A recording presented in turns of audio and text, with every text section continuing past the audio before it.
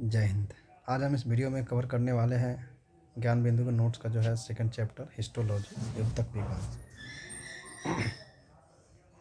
चलिए स्टार्ट करते हैं। ये जो क्वेश्चन से करवाया जाए क्विक रीजन के तौर पे करवाया जा रहा है ताकि आप कम समय में चैप्टर वाइज क्या करें, आप क्विक रीजन के तौर पे इसको देख सकते हैं।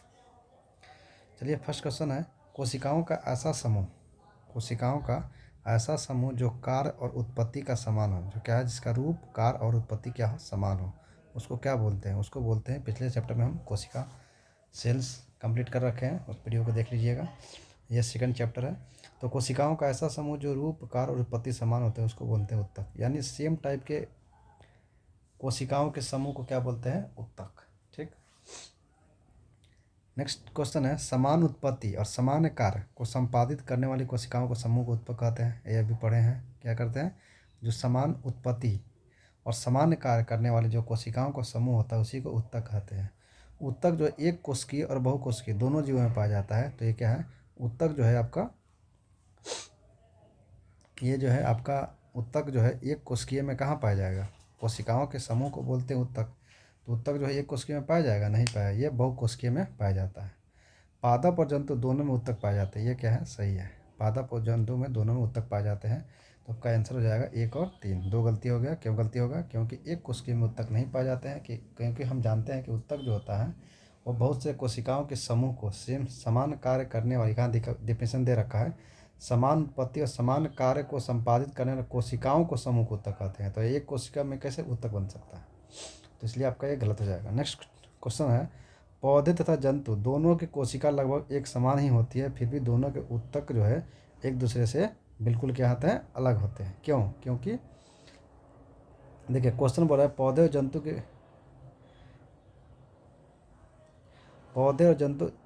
और जंतु की कोशिका क्या होती है? लगभग एक समान होती है। तो बोल रहा है कि वो एक दूसरे से बिल्कुल अलग होते हैं, फिर भी मतलब अगर कोशिकाओं की संरचना की बात करें तो पौधों और जंतु की जो कोशिका की संरचना होती है वह समान होती है, लेकिन जो उत्तक होते हैं वह क्या होते हैं? अलग अलग होते हैं। तो उसका कारण क्या है? तो पौधों में गति और प्रचलन नहीं होता है। हम जानते हैं कि पौधे क्या करते हैं? गति प्रचलन नहीं करते हैं, जबकि जंतु जो है आपको एक स्थान से दूसरे स्थान तक क्या करते हैं? विचरण करते हैं। यह भी इसका कारण हो सकता है। पौधों में वृद्धि कुछ क्षेत्रों में ही सीमित होता है। अगर पौधों की वृद्धि की बात करें तो क्या है? कुछ क्षेत्रों में ही सीमित होता है, लेकिन अगर जंतु में वृद्धि की बात की जाए तो आपको एक रूप में सभी जगह होती है। तो क्या ये भी सही है? नहीं, जंतु और पौधों के अंतर अंग तंत्र की बनावट पूर्णतः एक दूसरे से क्या है? अलग है। क्या है? अगर अंग तंत्र की बनावट की देखें तो अगर आप पौधे के स्ट्रक्चर के बारे में हम पढ़ेंगे और जंतु के अगर बनावट के बारे में पढ़ेंगे तो दोनों में क्या है? काफ़ी डिफरेंस होते हैं। तो ये जो डिफरेंस होते हैं किसके कारण होते हैं? तो वे वितक के कारण ही होते हैं। तो इसका हो जाएगा, यानी सभी सभी क्या है? सही है। तो पौधे में जो गति प्रचलन नहीं होता है, लेकिन जंतु में होता है। जंतु एक दूसरे से विचरण करते हैं। पौधों में जो वृद्धि कुछ क्षेत्रों तक सीमित होता है, लेकिन जंतु में क्या होता है? ये वृद्धि एक रूप में होती है।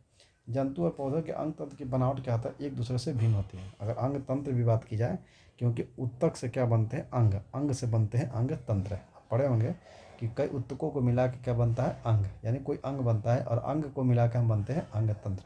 जैसे रेस्पिरेटरी सिस्टम पढ़ते हैं, आपका ब्लड सर्कुलेटरी सिस्टम पढ़ते हैं। तो इस तरह से आपका इसमें आंसर हो जाएगा उपयुक्त में से सभी, यानी सभी क्या है? इसके अलग होने का कारण है। हिस्टोलॉजी शब्द का प्रयोग किसने किया था? हिस्टोलॉजी शब्द का प्रयोग सर्वप्रथम किसके द्वारा किया गया है?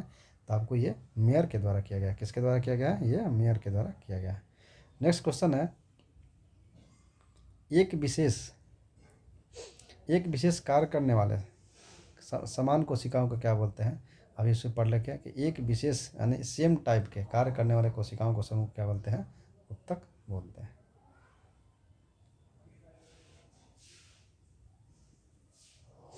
नेक्स्ट क्वेश्चन है, किसी एक उत्तक में एक ही आकार और विशेषताओं की कोशिकाएं पाई जाती है। क्या है? ये सही है। एक उत्तक है तो उसमें एक ही आकार और एक ही टाइप के, माने विशेषताएं का मतलब क्या है? कि सभी में कार्य करने का जो गुण होता है कोशिकाओं में क्या होता है? एक ही होता है। तो विशेषताएं भी एक हो गया और आकार भी हो गया, उसके क्या करते हैं? समूह को हम उत्तक बोलते हैं। कुछ उत्तक में विभिन्न आकार और बनावट की कोशिका होती है, लेकिन ये देखिए कुछ उत्तक में बोल रहा है कि विभिन्न आकार और बनावट भी होती है। ये भी क्या है? सही है। तो क्या है? कुछ उत्तक जो होते हैं जिसमें विभिन्न आकार और बनावट होती है, बनावट और आकार क्या होती है, अलग होती है कुछ ऊतक में, वही भी क्या दोनों सही हो जाएगा। 7 नंबर क्वेश्चन है, पादप में विभाजित ऊतकों के बारे में कौन सा कथन क्या है सही है। अगर पादप की बात की जाए तो पादप हम पढ़े हैं, पादप में आपका विभाजित यानी मेरिस्टेमेटिक और आपका जो परमानेंट टिश्यू होते हैं उसको एक बार हम देख लेते हैं, आपको डायग्राम के माध्यम से समझा देते हैं थोड़ा। यहाँ अगर प्लांट टिश्यू की बात करें तो प्लांट टिश्यू यहाँ 2 प्रकार के होते हैं। कौन कौन से होते हैं, एक आपका मेरिस्टेमेटिक हो गया और एक आपका परमानेंट हो गया। आपका मेरिस्टेमेटिक वो भी आपको 3 भागों में बांटते हैं, एपिकल, उसके बाद आता है लेटरल यानी उसको बोलते हैं पार्स, उसको क्या बोलते हैं पार्स।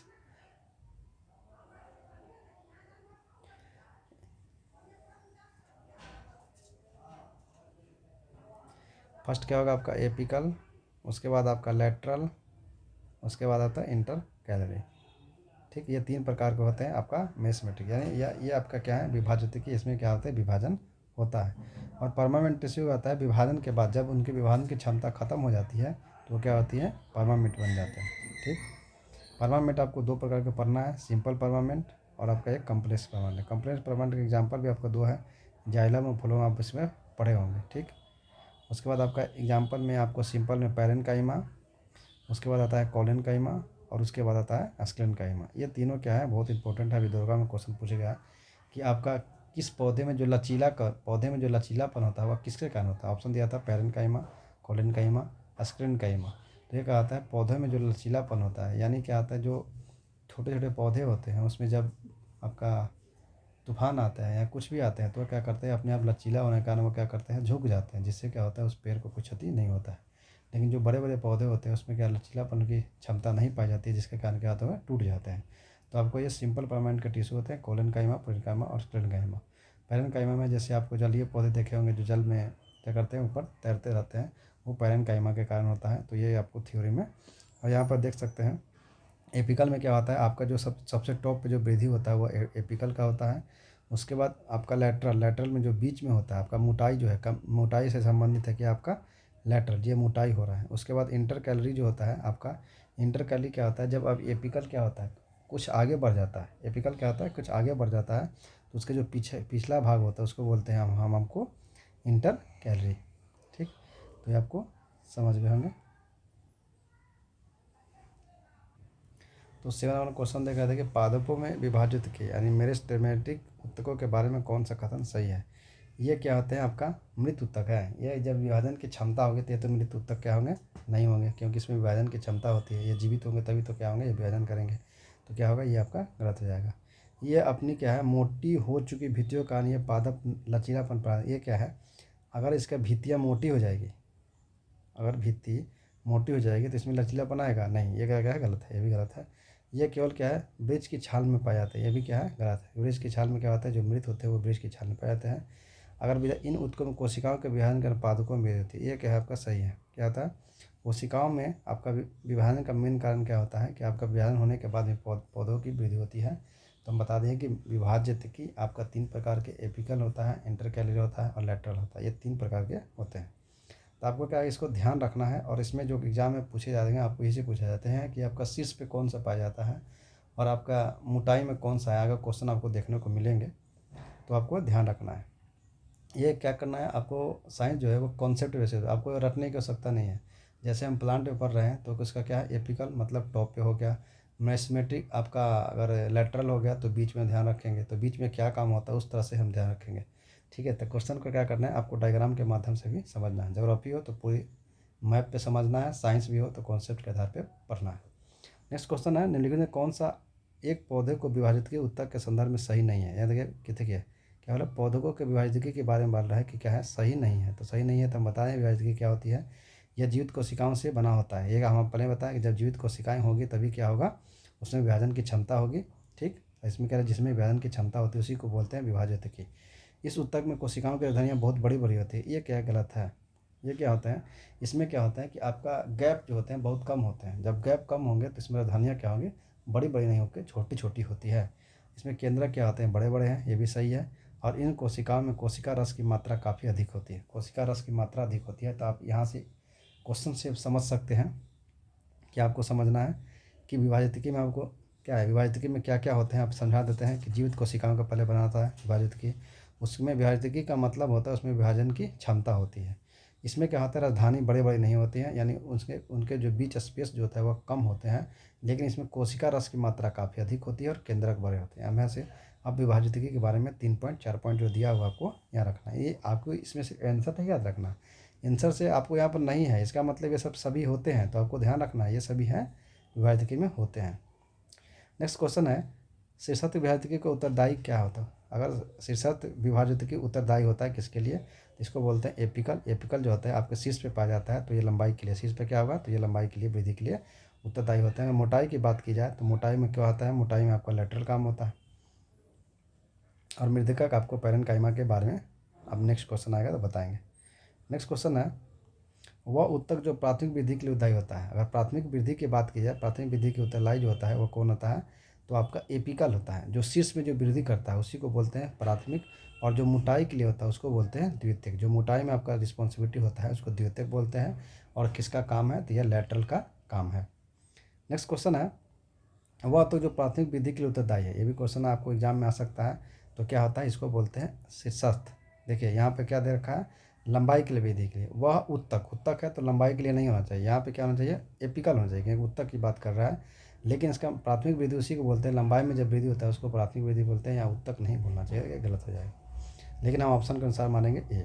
यहाँ पे देखिए वह उत्तक पूछ रहा है, वह उत्तक में क्या आ जाएगा आपका एपिकल या विभाजितकी। और पार्श्व में बता दिया आपको मोटाई से रिलेटेड संबंधी क्वेश्चन आएगा। सम्मान उत्तक जिसमें कैम्बियम और बीज के छाल के नीचे, कैम्बियम का उदाहरण देखिए, कैम्बियम हो और बीज के छाल, ये अगर कैम्बियम पूछे तो आपका क्या हो जाएगा आंसर, पार्श्व विभाजन यानी लेटरल। कैम्बियम क्या होता है, लेटरल, यानी इसके मोटाई के कारण होता है आपका लेटरल विभाजितकी। देखिए वह उत्तक जो द्वितीय वृद्धि के लिए क्या है उत्तरदायी है। अगर प्राथमिक वृद्धि के लिए बोले तो एपिकल, और द्वितीय के लिए बोले तो द्वितीय उत्तक की बोल रहा है। यहाँ ये भी क्वेश्चन क्या है, गलत है। ठीक है, क्या है, उत्तक के लिए बोले तो आपको यहाँ पर लेटरल विभाजितकी होना चाहिए। और ये किसके कारण होता है, तो ये कैम्बियम, इसके कैम्बियम के कारण अवस्थित होने के कारण उत्तक में, समान उत्तक में जो है अवस्थित कैम्बियम और बीज के छाल के नीचे कैम्बियम उदाहरण होता है, तो वह आपका लेटरल का होता है। तो आपका यहाँ भी आएगा, आपका मोटाई से जितना संबंधित है वो आपका लेटरल में होना चाहिए, और आपका शीर्ष से संबंधित है तो एपिकल। ये क्या होता है, टॉप पे होता है। आप ऐसे भी आ सकते हैं, ये मतलब क्या हुआ, सबसे टॉप पे रहेगा। ठीक, नेक्स्ट क्वेश्चन है, किसी पौधे के तने को घेरे को बढ़ाने के लिए, देखिए क्या बोल रहा है, तने के पौधे को घेरे को बढ़ाने के लिए, यानी घेरा का मतलब क्या है, घेरा का मतलब आपको एक तरह से ये हो बोल सकते हैं कि जैसे आपका ये हो गया, फिर ये हो गया, आप देखे होंगे। तो ये घेरा जो बढ़ेगा वह किसके कारण बढ़ेगा, तो जब मोटाई होगा तभी तो बढ़ेगा। तो मोटाई के लिए हम बताएं क्या, मोटाई के लिए आपको होना चाहिए पार्श्व विभाजितकी। आपको पार्श्व विभाजितकी मोटाई के लिए होता है। ठीक, और इंटर कैलोरी हम आपके क्वेश्चन में आएगा, बता देंगे इंटर कैलोरी क्या होता है। एक क्वेश्चन है, आपको समझ में आ रहा होगा। अगर आपको वीडियो अच्छा लगे तो लाइक सब्सक्राइब शेयर जरूर कीजिएगा, ताकि नेक्स्ट टॉपिक आपका नेक्स्ट थर्ड चैप्टर ही बनाए। नेक्स्ट क्वेश्चन है, निम्नलिखित कथनों का विचार कीजिए। क्या करना है आपको, कथनों पर विचार करना है। पहले क्या करना है, क्वेश्चन को पढ़ना है। नहीं पढ़िएगा तो आपको क्या होगा, जहाँ नहीं रहेगा पहले वही उसी को पढ़ना है। तो यहाँ पर क्या करना है, विचार करना है, सही गलत आपको यहाँ पर देखा है, क्या लिखा है, कथन को सही करना है, कौन सा कथन सही है। तो पौधों में अस्थायी उत्तक के कोशिकाओं में विभाजन की क्षमता नहीं होती है। हम बता दिए कि जो पौधे होते हैं अस्थायी उत्तक होते हैं। अस्थायी उत्तक का मतलब क्या होता है, जब उसमें विभाजन की क्षमता खत्म हो जाती है तो क्या होते हैं, वह अस्थायी उत्तक में परिवर्तित हो जाते हैं। तो यह बोल रहा है कि अस्थायी उत्तक में कोशिकाओं के विभाजन की क्षमता नहीं होती है, ये भी क्या है, सही है। यानी जो है आपका उत्तक जो होते हैं जिसमें विभाजन की क्षमता नहीं होती है वो क्या होते हैं, अस्थायी हो जाते हैं। नेक्स्ट क्वेश्चन, नेक्स्ट है आपका, विभाजितकी उत्तक वृद्धि के फलस्वरूप पौधे में अस्थायी उत्तक बनते हैं। तो ये भी क्या है, विभाजितकी उत्तक की जब वृद्धि होता है तो कुछ समय के बाद, यानी फलस्वरूप उसके निर्माण में जो है अस्थायी उत्तक का निर्माण आता है। यानी क्या होता है, जैसे हम बोल सकते हैं कि जब अगर जिसमें क्या होता है आपका एक एज के बाद, अगर मान लेते हैं किसी फीमेल या मेल में भी एक समझ सकते हैं कि अगर जिस तरह से आपका उसमें क्या है, क्या बोलते हैं, उसमें जो विभाजन या फर्टिलाइज करने की जो क्षमता होती है वो ख़त्म हो जाती है, उसी तरह से अस्थायी उत्तक बन जाता है। उसी तरह से ये इसको भी आप ध्यान में रख सकते हैं कि विभाजित के उत्तक में है, कुछ समय के बाद जब उसमें धीरे धीरे विभाजन की क्षमता क्या होती है, कुछ समय के बाद खत्म हो जाती है, तो वह अस्थायी उत्तक में परिवर्तन होता है। तो इसलिए इसका दोनों क्या है, दोनों कथन सही है, इसका दोनों आंसर सही है। नेक्स्ट है, एक बीजपत्री, यहाँ बोल रहा है एक बीजपत्री में द्वितीय वृद्धि नहीं होती है। क्या है, एक बीजपत्री में द्वितीय वृद्धि होगा? उसमें आप देखें कभी एक आपका मोटाई देखे हैं? क्योंकि इसमें नहीं होता, इसमें कैम्बियम नहीं होता, इसलिए क्या होता है उसमें आप देखें एक बीजपत्री में जो होता है क्या होते हैं, आपका कैम्बियम के अनुपस्थिति होने के कारण क्या होता है उसमें द्वितीयक वृद्धि नहीं पाया जाता। आपको ध्यान रखना है कि एक बीजपत्री जो जितने भी तने हैं उसमें क्या होते हैं आपके द्वितीयक वृद्धि नहीं होते हैं, क्योंकि उसमें कैम्बियम नहीं पाया जाता है। क्या नहीं पाया जाता है? कैम्बियम। हम आपको याद करवाते चल रहे हैं, क्या नहीं पाया जाता है? तो कैम्बियम नहीं पाया जाता है। नेक्स्ट क्वेश्चन है, निम्नलिखित में किसे प्राथमिक विभाजित कहते हैं? देखिए प्राथमिक विभाजित कहते हैं क्योंकि यह पौधे के जीवन चक्र के परिणाम में बनते हैं। जीवन जब पौधे जब स्टार्ट होते हैं जिसके क्या परिणाम में बनते हैं, और ये प्राथमिक क्या बनाते हैं? प्राथमिक पादप शरीर बनाते हैं। तो आपका क्या है या निम्न किसे प्राथमिक विभाजित कहते हैं? प्राथमिक विभाजित की बात क्या है? आपका एपिकल, और पौधे के जीवन चक्र के प्रारंभ में बनते हैं एपिकल, और पादप प्राथमिक पादप शरीर बनाते हैं। तो आपका हो जाएगा एपिकल और आपका इंटरकैलरी, ये दोनों आपका हो जाएगा। क्योंकि एपिकल की जो होता है, एपिकल आगे जब वैसे ही बढ़ता है तो क्या होता है उसके नीचे जब इंटरकैलरी आता है, ठीक है। तो पादप शरीर बनाने में आपका मेन रोल होता है आपका इंटरकैलरी का। और मोटाई की बात करेगा तो आपको पार्श्व विभाजित के, और पार्श्व विभाजित किसकी उपस्थिति के कारण होता है? तो आपको कैम्बियम के उपस्थिति के कारण होता है। तो यह क्या होता है इंटरकैलरी जो होता है एपिकल, जैसे मान लीजिए टॉप पे एपिकल है, अगर एपिकल टॉप पे है, एपिकल अगर टॉप पे है तो उसके जो नीचे रहते हैं वो क्या होते हैं? आपका इंटरकैलरी। नेक्स्ट क्वेश्चन है, संवहन उत्तक का निर्माण किस विभाजित, देखिए संवहन उत्तक का निर्माण जो होता है वह किस विभाजित के द्वारा होता है? तो जितने भी संवहन उत्तक है वह किसके द्वारा होता है? तो आपका पार्श्व, क्योंकि मोटाई रहेगा तभी उसमें आपका संवहन उत्तक बनेगा। यानी संवहन उत्तक कब बनेगा? जब आपका मोटाई रहेगा। तो आपको याद करने का भी आप समझ सकते हैं, यहाँ भी आपको क्वेश्चन ने पूछा था। देखिए यहाँ पूछा था ना संवहन उत्तक में क्या है? संवहन उत्तक में अवस्थित क्या है? कैम्बियम वृक्ष के छाल। यानी संवहन उत्तक किसमें होंगे? तो आपका पार्श्व विभाजित में। इसलिए क्वेश्चन को आपको ध्यान से देखते हुए आगे बढ़ना है, सिर्फ रटना नहीं है, आपको समझना है कि किस तरह से हमको क्या है, अगर हम एग्जाम में आ जाए तो आप सिर्फ दिमाग लगा के उसको ऑप्शन को एलिमिनेट कर सके और आपको सही बना सके। अगर रटने के व्यू से जाइएगा तो आपको एग्जाम में क्या होगा? गलत हो जाएगा, ठीक है। तो इसी तरह से आपको पढ़ना है, ताकि आपको अगर नहीं भी रिवीजन करें तो क्या है एलिमिनेशन प्रोसेस के द्वारा हम क्या करते हैं उसमें ऑब्जेक्टिव के क्वेश्चन को हम सॉल्व कर सकें। आपको एग्जाम में तो क्या है लिखना तो है नहीं, इसलिए क्या करना है आपको एलिमिनेशन प्रोसेस अपनाना है और आपको समझ के याद करना है। नेक्स्ट है आपका, अब आ गया पैरेन्काइमा। ये क्या है? आपका परमानेंट टिश्यू के दो भाग होते हैं, एक सिंपल और एक कॉम्प्लेक्स। तो सिंपल की बात होते हैं तो आपको इसके पहले बता दिए हैं पैरेन्काइमा, कोलेनकाइमा और आपका होता है स्क्लेरेन्काइमा। ये तीन प्रकार के होते हैं, पैरेन्काइमा, कोलेनकाइमा और स्क्लेरेन्काइमा, ठीक। आपका हो गया पैरेन्काइमा, कोलेनकाइमा, स्क्लेरेन्काइमा। ये पैरेन्काइमा इसी को बोलते हैं मृदुतक। क्या बोलते हैं? मृदुतक। आपको हिंदी में लिख देते हैं, आपको क्वेश्चन आएगा। इसको बोलते हैं स्थूल कोण। क्या बोलते हैं? स्थूल कोण। और इसको बोलते हैं दृढ़ उत्तक। क्या बोलते हैं? दृढ़ उत्तक। अब देखिए यहाँ पे क्या है कि आपको कुछ नहीं करना है, यहाँ नाम से भी आपको ध्यान रखना है। पहले तो आपको याद कर लीजिए पीसीएस। क्या याद करना है? पीसीएस यानी पैरेन्काइमा, कोलेनकाइमा, स्क्लेरेन्काइमा। अभी दरोगा के एग्जाम में पूछा गया था कि कोलेनकाइमा के बारे में पूछा गया था कि इसमें क्या होता है? लचीलापन पाए जाते हैं कोलेनकाइमा, ठीक। कोलेनकाइमा में तो आपको पौधे में लचीलापन किसके कारण होता है? तो ये आपको कोलेनकाइमा उत्तक के कारण होता है। अगर पूछ देगा किसका उदाहरण है तो यह क्या है? परमानेंट के दो पार्ट बताए हैं। एक परमानेंट होता है, तो परमानेंट के दो पार्ट में बांटा गया था। कौन सा? एक था आपका सिंपल, कौन था? एक सिंपल था और एक कॉम्प्लेक्स था। तो क्या करना है, आप अपने को थ्योरी को पहले पढ़ लेना है। थ्योरी के पढ़ने के बाद ही आपको ये अच्छी तरह से समझ में आएगा। अगर आप बोलते हैं तो मैं थ्योरी भी करवा सकता हूँ। अगर आप कमेंट करें कि थ्योरी करवा दीजिए तो थ्योरी भी आपको करवा दूंगा, उसमें साथ में ऑब्जेक्टिव भी दोनों साथ में चलेगा। सिर्फ हम क्या है ऑब्जेक्टिव यहाँ पे करवा रहे हैं। तो आपको आई होप समझ में आ गया होगा कि क्या होता है पैरेन्काइमा, कोलेनकाइमा, स्क्लेरेन्काइमा। इसको बोलते हैं मृदुतक, स्थूल कोण और दृढ़ उत्तक। ये तीनों है। दृढ़ का मतलब है आपको समझे कि वो क्या कठोर रहेगा, तो इस तरह से आप समझ सकते हैं। तो यहाँ क्वेश्चन क्या बोल रहा है,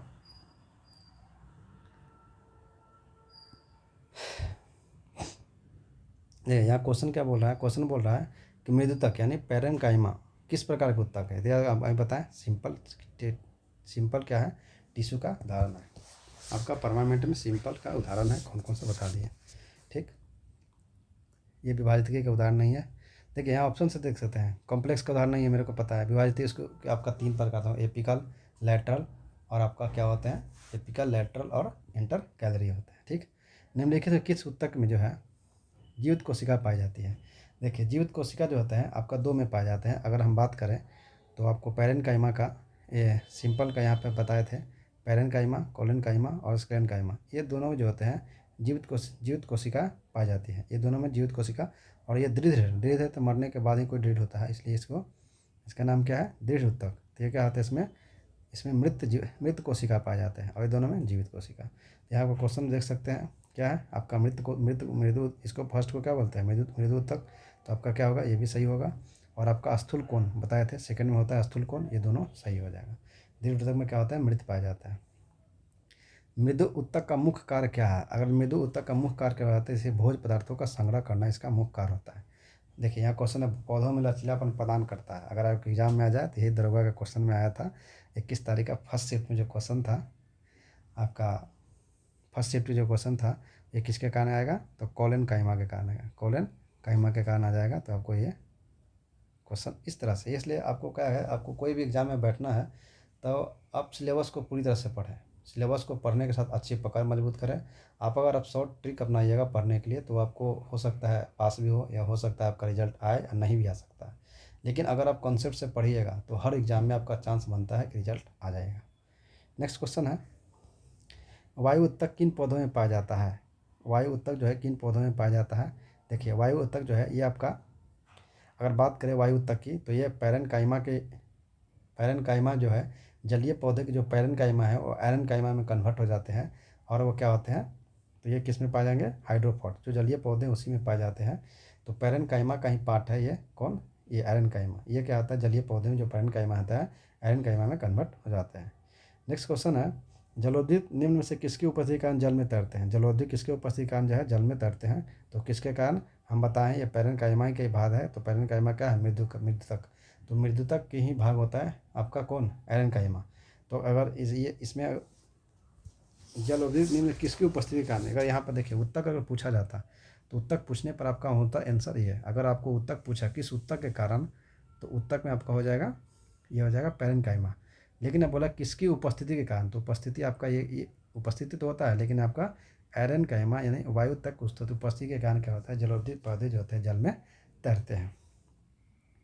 नेक्स्ट क्वेश्चन है, वह कौन सा ऊतक है जिसकी कोशिका जीवित होती है? कोशिका जीवित होती है, भित्ति सेलुलोज तथा पैक्टिन की बनी होती है, और कोनों पर अलिग्निन स्थूलन पाए जाते हैं। ये आपका एग्जाम्पल है, ये आपका इसका अगर पढ़ना है तो ये कोलेनकाइमा में पाया जाता है। किसमें पाया जाता है? कोलेनकाइमा। तो कोलेनकाइमा का क्या क्या गुण है हम पैरेन्काइमा का बता दिए। पैरेन्काइमा क्या क्या है? पहले क्वेश्चन है, पैरेन्काइमा भोज्य पदार्थ संग्रह का काम होता है।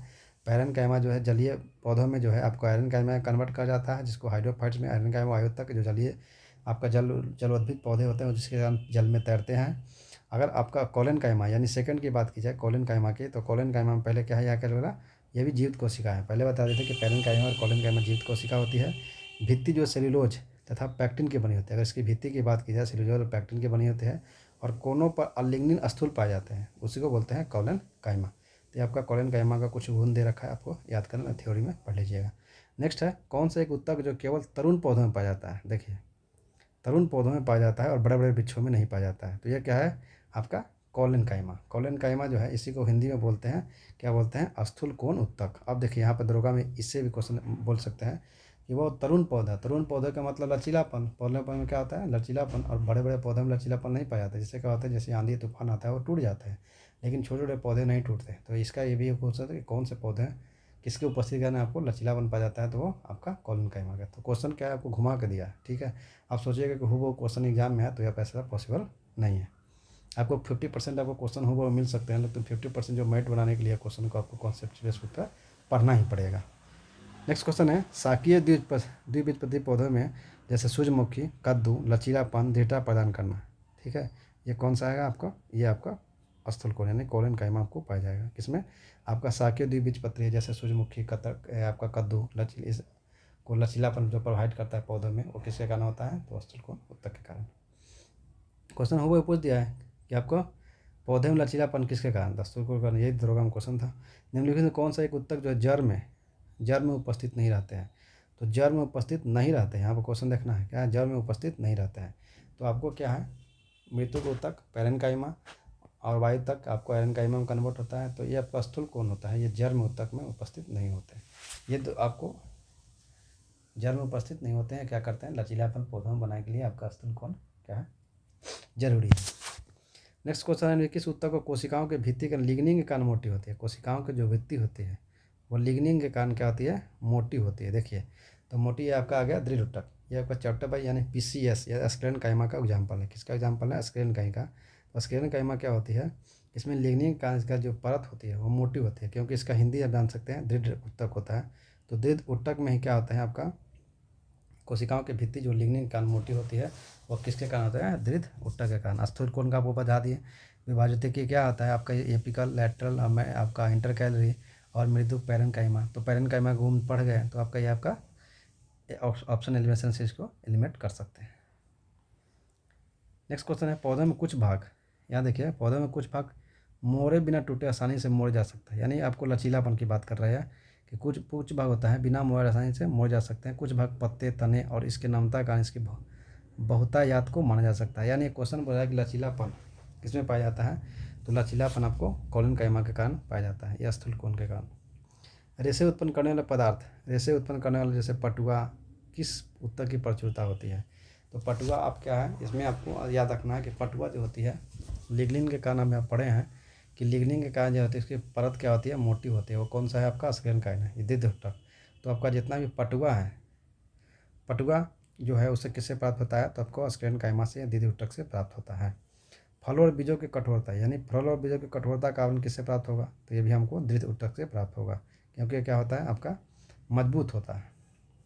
ठीक, और इसमें आपका कोशिकाओं के बीच कोई स्पेस नहीं होते हैं। अगर हम पैरेन्काइमा की बात करें, पैरेन्काइमा की बात करें तो स्पेस होता है, स्क्लेरेन्काइमा उसमें कुछ कम होता है, और आपका पैरेन्काइमा कोलेन्काइमा में कुछ कम होता है। स्क्लेरेन्काइमा में क्या है, पूरी तरह से नहीं होता है। तो ये मजबूत होगा, तो मजबूत क्या होता है आपको, फलों और बीजों का आवरण कठोर मजबूत होने का कारण क्या है आपका, दृढ़ ऊतक है। तो पैरेन्काइमा क्या होता है, थोड़ा स्पेस, इसमें स्पेस अच्छा खासा होता है, इसमें स्पेस नहीं होता है। कोशिकाओं के बीच थोड़ा स्पेस होता है, इसमें स्पेस कोशिकाओं के बीच होता नहीं। जब स्पेस नहीं रहेगा तो क्या होगा, मजबूत होगा ही होगा। नेक्स्ट क्वेश्चन है, सुबेरी नामक कार्बनिक पदार्थ कहाँ जमा होते हैं। तो ये आपके सुबेरी नामक कार्बनिक पदार्थ जो होते हैं वो कहाँ जमा होते हैं, तो पदार्थ जमा रहते हैं कहाँ, कॉर्क कोशिका में जमा होते हैं। कहाँ, कॉर्क कोशिका में। ये आपका सिंप्लेक्स से सभी क्वेश्चन क्या होगा, समाप्त हो गए। अब आपका नेक्स्ट टॉपिक है कॉर्क से संबंधित है। तो व्यापारिक कॉर्क जो है वो किससे प्राप्त होता है, तो व्यापारिक कॉर्क आपको कॉर्क कैम्बियम से प्राप्त होता है। आपको ध्यान रखना है, याद रखना है कि आपको सुबेरी नामक कार्बनिक पदार्थ जमा होता है कहाँ, कॉर्क कोशिका में। और ये कॉर्क जो है व्यापारिक कॉर्क किससे प्राप्त होता है, कॉर्क कैम्बियम से। आपका वाणिज्यिक मूल वाला कॉर्क किससे प्राप्त किया जा सकता है, तो आपको क्वेकर्स कुबेर से हम प्राप्त करते हैं। ठीक है, ये प्लांट में पाया जाता है। आपका आ गया मृदु ऊतक यानी पैरेन्काइमा। पैरेन्काइमा कोशिकाएं होती है, तो पैरेन्काइमा की कोशिकाएं अधिकतर जो होती है गोलाकार होती है। कैसा होती है, तो गोलाकार। ये थ्योरी में आप पढ़ सकते हैं, अगर बोलिएगा तो थ्योरी भी करवा देंगे, आप कमेंट जरूर कीजिएगा। दृढ़ कोशिका में कौन सा गुण नहीं पाया जाता है, यहाँ देखिए क्वेश्चन गुण नहीं पाया जाता है। दृढ़ कोशिका यानी आपका स्क्लेरन काइमा में कौन सा गुण नहीं पाया जाता है, तो देखिए मृदु कोशिकाओं में निर्मित होती है। यह मृदु कोशिका से निर्मित होती है, ये गलत है। तो क्या है, गुण नहीं पाए जाते थे, यही गुण नहीं पाया जाता है कि ये मृदु कोशिकाओं से निर्मित होते थे। आपको पता है कि मृदु कोशिकाएं यानी आपको बोलते हैं पैरेन्काइमा, ये क्या होते हैं, जीवित कोशिकाएं होते हैं। लेकिन जो दृढ़ ऊतक होते हैं ये मृत है, बता रखे हैं ये मृत होते हैं, तो ये तो सीधे गलत हो जाएगा। अब इस यहाँ पर देख लेते हैं कि दृढ़ कोशिका में क्या क्या गुण पाया जाता है। यहाँ से आप देख सकते हैं दृढ़ कोशिका में, तो इसमें भित्तियों में लिग्निन होता है, ये ग्राफ सही है। कोशिकाएं मृत होती है, ये भी हम पढ़ लिए हैं। संकीर्ण अवकाश वाली यानी क्या आता है, इनके बीच में हम गैप, कोशिकाओं के बीच में गैप नहीं होती है। इनकी कोशिकाएं बहुत लंबी और उनके सिरे पे नुकीली होती है। तो इस तरह से हम क्या क्या स्क्लेरन के गुण को पढ़ लिए। स्क्लेरन में क्या क्या पाया जाता है, स्क्लेरन काइमा में फिर से एक बार बता देते हैं। आपका सिंप्लेक्स आपका परमामेंट के दो भाग में बांटे थे, कौन कौन सा, सिंप्लेक्स और आपका कॉम्प्लेक्स। ठीक, सिंपल और कॉम्प्लेक्स। सिंपल को 3 भाग में बांटे, कौन सा, पीसीएस यानी आपका पैरेन्काइमा, कोलेन्काइमा, स्क्लेरेन्काइमा। इसको बोलते हैं दृढ़ ऊतक, इसको बोलते हैं स्थूल कोण। ठीक, इसको बोलते हैं आपका मृदुतक। ठीक, ये जो दोनों होते हैं इसमें जीवित कोशिकाएं पाई जाती है और इसमें मृत पाए जाते हैं। ठीक, इसमें क्या होता है, पैरेन्काइमा कोलेन्काइमा जो कोशिकाओं के बीच है, पैरेन्काइमा में कोशिकाओं के बीच स्पेस होता है, इसमें कम होता है, इसमें पूरी तरह से नहीं होता। यहाँ दिया है कि संकीर्ण होती है, नहीं होती है। तो इस तरह से आपको समझ में आ गया होगा। नेक्स्ट क्वेश्चन है, निम्नलिखित में किस ऊतक के कोशिकाओं में अंतरा यानी इंटर कैलुलर स्पेस नहीं पाया जाता? देखिए आपको बोल दिया कि अंतरा यानी इंटर कैलुलर स्पेस नहीं पाया जाता है, तो ये बता दिया हम किस में नहीं पाया जाता है, तो हम बताए दृढ़ ऊतक में तो पाया नहीं जाता है, ठीक। और आपका विभाजित ऊतक में भी नहीं पाया जाता, आपको ध्यान रखना है, विभाजित ऊतक में भी नहीं पाया जाता। देखिए यहाँ पर क्वेश्चन आप देख सकते हैं, मृतक में बताएं मृतक काव्य मृतक में पाया जाता है, कॉलन काव्य में भी पाया जाता है, तो लेकिन जो आपका जो विभाजित हो विभाजित जब हम पढ़ेंगे थ्योरी तो उसमें क्या होता है आपका, उसमें भी आपको इंटरकैलरी स्पेस नहीं पाया जाता है। नेक्स्ट क्वेश्चन है, पौधे में कौन से प्राप्त होने कौर की विशेषताएं नहीं है? कौर की विशेषता नहीं है, कौन सी कौर की विशेषता नहीं है? तो कौर की विशेषता क्या है? ये विशेषता है क्या है? विद्युत रोधी उष्मारोधी है। कौर क्या होता है? विद्युत रोधी होते हैं, यानी इसमें इलेक्ट्रिक का शॉक नहीं लग सकता है, इसमें उष्मा जो है पास नहीं हो सकता है, यानी विद्युत रोधी है। इनमें कोशिकाओं के पर्याप्त मात्रा में जीव द्रव पाए जाते हैं, ये गलत है। क्यों? क्योंकि जब ये विद्युत रोधी होंगे, उष्मा रोधी होंगे, ये क्या होते हैं? मृत होते हैं। तो मृत होने के बाद इसमें जीव द्रव पाया जाएगा नहीं, तो कोर जितने भी होते हैं वो क्या है? सभी मृत होते हैं। तो मृत होने के बाद इसमें आपका जीव द्रव नहीं पाए जाएंगे, आपको ध्यान रखना है। तो इससे क्या होगा? आपका आंसर यही हो जाएगा। नेक्स्ट, इसमें देखिए कॉर्क के क्या है? जल और गैस नहीं निकलता, ये भी क्या है? सही है। कॉर्क से जो है हम लोग ये, क्योंकि उष्मा का विद्युत का सुचालक नहीं है तो जल और गैस निकल सकता है? नहीं निकल सकता है। यह हल्का होता है, हल्का होता है इसलिए इसका प्रयोग करते हैं। और जल्द इसमें आग नहीं लगता, ये भी इसका कारण है, इसके जल्द इसमें आग नहीं लगेगा, ठीक है। बिलामेन की आवश्यकता होती है, बिलामेन का प्रयोग कहाँ किया जाता है? तो बिलामेन की आवश्यकता होती है किसके लिए? तो अनामी को अवशोषण करने के लिए इसका प्रयोग करते हैं। किस प्रकार के जड़ में बिलामेन नामक आर्द्रता गाही स्पंजी ऊतक पाया जाता है? देखिए आपका हम बताएं कि बिलामेन का काम क्या है? नमी को अवशोषण करने के लिए। तो ये बोल रहा है कि नमी को जो शोषण कर जाता है वह किस प्रकार के जड़ में पाया जाता है? तो ये पाया जाता है अधिपादप मूल। आपका नेक्स्ट टॉपिक में जब ये मूल के बारे में पढ़ेंगे बोटनी में तो इसको हम चर्चा करेंगे कितने प्रकार के मूल होते हैं। आर्किड में बिलामेन ऊतक पाया जाता है, तो आर्किड में बिलामेन ऊतक पाया जाता है कौन सा? मूल में, ठीक है। नेक्स्ट है, पौधा का सबसे बाहरी स्तर या छिलका को क्या कहते हैं? तो आपके पौधा के जो बाहरी स्तर है उसको बोलते हैं एपिडर्मिस। उसको क्या बोलते हैं? एपिडर्मिस। एक मिनट आपको हम मैप दिखा देते हैं। यहाँ पर आप पिक्चर में देख सकते हैं, ये आपका बाहरी जो परत है ये क्या है? आपका एपिडर्मिस है। जो सबसे बाहरी परत होता है वो क्या होता है? एपिडर्मिस होता है। जो सबसे बाहरी परत है वो क्या है? एपिडर्मिस। उसके बाद होता है हाइपोडर्मिस, उसके बाद होता है कॉर्टेक्स, कॉर्टेक्स होता है, उसके बाद पेरिसाइकल, इंडोडर्मिस, पेरिसाइकल, ठीक। उसके बाद फ्लोएम, उसके बाद कैम्बियम, ठीक। इस तरह से उसके बाद सबसे नीचे जाइलम ये होता है, उसके बाद आता है पीथ, ठीक। तो इस तरह से आप, अगर आपको एग्जाम में पूछा जाए तो सबसे टॉप पे क्या होता है? Epidermis, cortex, pericycle, cambium, xylem और पीथ। सबसे नीचे क्या होता है? आपका पीथ होता है, ठीक। आपको समझ में आ गया होगा, तो एक बार फिर से देख लीजिए। Epidermis, cortex, pericycle, cambium, xylem और पीथ, ठीक। और मेडुलरी ये भी याद कर सकते हैं। एक क्वेश्चन है, पौधे के सबसे बाहरी स्तर को छिलका क्या कहते हैं? तो आपका एपिडर्मिस, ठीक। शुष्क स्थानों पर पाए जाने वाले पौधों के एपिडर्मिस, क्या बोल रहा है? शुष्क जो पौधे होते हैं, शुष्क स्थानों पर पाए जाने वाले पौधों के जो एपिडर्मिस में कौन सी परत पाई जाती है? कौन सी परत पाई जाती है जो पौधों को जल हानि से रोकता है? देखिए अब क्या आता है, यहाँ क्वेश्चन बोला है कि शुष्क स्थान यानी मरुस्थल में जाए तो क्या होते हैं? वहाँ तो आपको पता है कि पानी की क्या होती है? कमी होती है। तो पौधे भी क्या करते हैं? अपने पानी को बचाने के लिए एपिडर्मिस एक परत होता है, यानी पत्तों पे एक परत चलता है उसके बाहरी परत पे, ताकि क्या जल जो है ज़्यादा इससे बाहर ना निकले, क्योंकि पौधे को तो जल मिलते नहीं है। तो उस पर एक लेयर होता है क्यूटिकल का। किसका? क्यूटिकल का। क्यूटिकल क्या करता है? इसके जल को जो आपका वेपोराइजेशन के माध्यम से जो बाहर निकलता है उसको क्या करता है? रोकता है। यानी आपको जो मस्थलीय पौधे होते हैं, मस्थलीय पौधे अपने पानी को क्या करते हैं? बचा के रखते हैं। तो बचाने के लिए उसके पास क्या होता है? एपिडर्मिस में एक क्यूटिकल आपका एक लेयर होता है, जिससे क्या होता है? पौधे की जो जल हानि होता है उसको रोकता है। नेक्स्ट होता है त्वचाजन यानी डर्मेटोजेन ऊतक शीर्षत विभाजिकी से बनता है, निम्नलिखित में से किससे विकसित होता है? तो ये आपका एपिडर्मिस से विकसित होता है। अभी देख लिए किससे विकसित होता है? तो आपका एपिडर्मिस से। निम्नलिखित कौन सा एक ऊतक जो है तंत्र पौधों के संपूर्ण मध्य भाग का निर्माण करते हैं? क्या है? ऊतक जो है, कौन सा ऊतक तंत्र पौधों के संपूर्ण मध्य भाग का निर्माण करते हैं? तो मध्य भाग का निर्माण कौन करता है? Ground and fundamental tissue system, ये आपको निर्माण करते हैं, ठीक है। आपका एपिडर्मिस का काम क्या होता है? तो प्रोटेक्शन प्रोवाइड करता है। वेसिकुलर टिश्यू का बात करें तो ये ट्रांसपोर्ट में क्या क्या वाटर मिनरल्स और फूड को ट्रांसपोर्ट, ये वैस्कुलर टिश्यू भी आपको 2 प्रकार के जाइलम फ्लोएम पढ़ेंगे आगे। रंध्र और मूल रोम में पाए जाते हैं। अगर रंध्र और मूल रोम है दोनों में क्या पाए जाएंगे, तो आपको एपिडर्मिस पाए जाते हैं। क्या पाए जाते हैं, एपिडर्मिस। पौधे के बाह्य त्वचा के ठीक नीचे, बाह्य त्वचा के ठीक नीचे की परत को क्या कहते हैं, तो बाह्य त्वचा के सबसे पहले हम क्या पढ़ें, देखिए अब यही पे उसका ये आपका मेडुलर लेयर ऊपर होगा, अभी देखे हैं। तो एपिडर्मिस के नीचे क्या है, कॉर्टेक्स। एपिडर्मिस के नीचे कॉर्टेक्स, उसके बाद पाया जाता है पेरिसाइकल, उसके बाद मेडुलरी रे, वैस्कुलर रे और पीत सबसे नीचे पाया जाता है। पौधे के अंतर त्वचा इंडोडर्मिस और संवहन मंडल के बीच पाए जाने परत को क्या कहते हैं। पौधों के जो इंडोडर्मिस, किसके, इंडोडर्मिस और संवहन मंडल के बीच पाए जाने परत को क्या बोलते हैं। आपको देखिए यहाँ एपिडर्मिस हो गया, यहाँ भी मैंने लिख रखे हैं एपिडर्मिस हो गया, और क्या बोला है यहाँ पर, संवहन मंडल यानी वैस्कुलर। ठीक, तो वैस्कुलर जो होता है, आप मैप में जब दिखाए होंगे आपको फोटो, तो उसके बीच में ये पाया जाता है आपका पेरीसाइकल। यहाँ पर देखिए आपको दिया हुआ है क्या पाया जाता है, तो पेरीसाइकल पाया जाता है। क्या पाया जाता है, पेरीसाइकल। ये आपको कुछ गलत लिखा हुआ और मैप में आप देखे होंगे उसको, और स्क्रीनशॉट ले लीजिएगा। कैम्बियम के संबंध में से कौन सा एक सही है, किसके बारे में बोल रहा है, कैम्बियम के बारे में क्या पूछ रहा है कि कौन सा सही नहीं है कैम्बियम।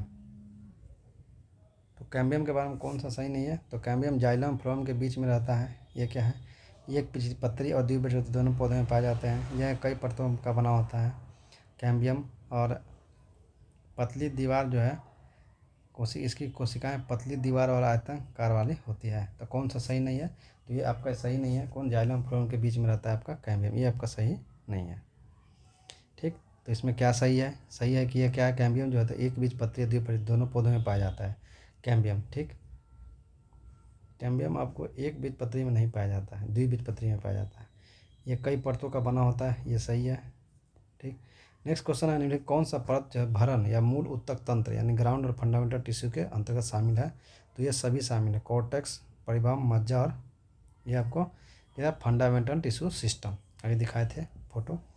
पौधों के भरण उत्तक तंत्र के मुख्य कार्य क्या है, अब इसका मुख्य कार्य पूछे तो बताए थे भोज्य पदार्थों को निर्माण उसका संग्रह करना। इसका काम क्या होता है, जो आपको पौधे के जो भरण उत्तक यानी फंडामेंटल टिश्यू सिस्टम है ग्राउंड में, तो ग्राउंड में जो है उसका क्या काम होता है, भोज्य पदार्थ को निर्माण करना उसका और संग्रह करना।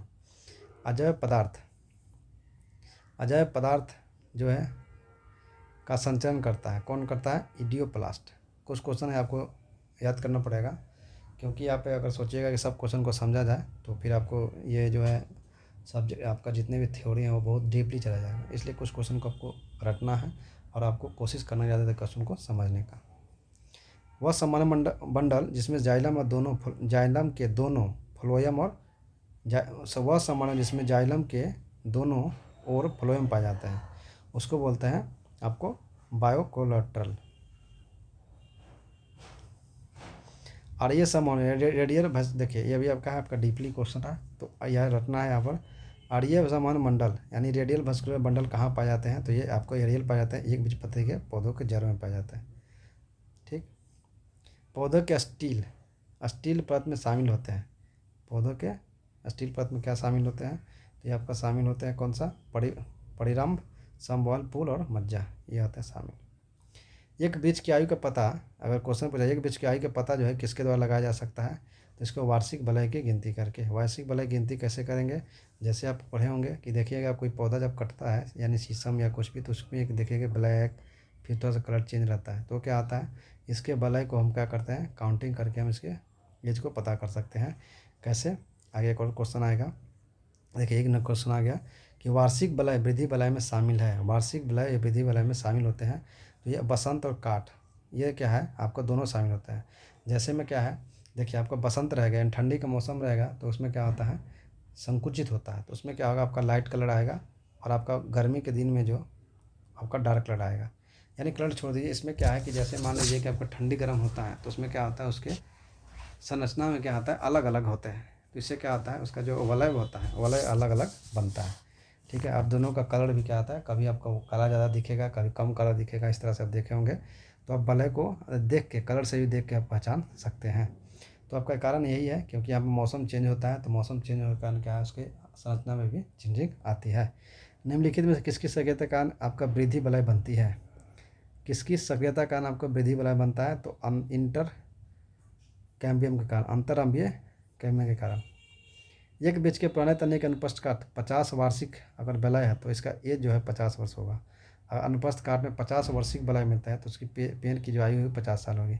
समुद्र के किनारे वाले वृक्षों में वार्षिक वलय नहीं होते हैं। क्यों नहीं होते हैं? क्योंकि इसमें क्या है, हमेशा वहाँ पे मौसम समान रहेगा तो उसमें वलय क्रिएशन नहीं होता है। अगर ठंडी के मौसम में क्या होता है, हमेशा ठंडे नहीं, जो समुद्र किनारे जो होते हैं, जितने भी होते हैं समुद्र किनारे, उसमें क्या होता है, हमेशा मौसम समान रहता है, गर्मी ठंडी नहीं रहता है। वहाँ मौसम समान होने के कारण वहाँ पर वार्षिक जो वलय होता है नहीं बनता है पेड़ों में।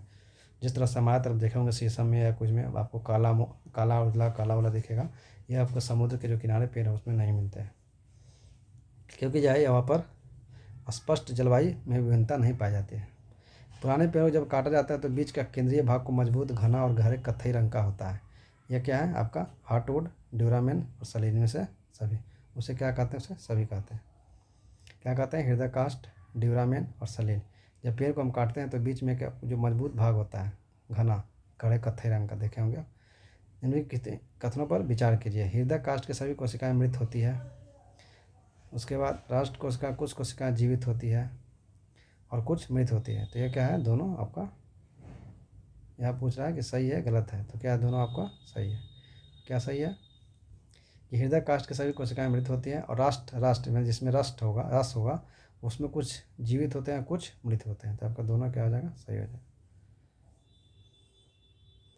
नेक्स्ट क्वेश्चन है, 2000 में एक ब्रिज के एक साइन बोर्ड की कील पे 7 फीट की ऊंचाई पर लगाई गई कील। ठीक है, 2000 में एक ब्रिज के एक साइन बोर्ड की कील लगाई गई है भूमि से 7 फीट पे, और 2021 में कील कितनी ऊंची होगी? इस ब्रिज की प्रति वर्ष 5 इंच जो है लंबाई बढ़ती है, तो यहाँ क्या होगा, 7 फीट होगा। क्यों? क्योंकि हम जानते हैं कि जो ग्रोथ होता है वो एपिकल में होता है, और जब आपका एपिकल में ग्रोथ हो जाता है, सिर्फ लेटरल में क्या होता है, मोटाई बढ़ती है।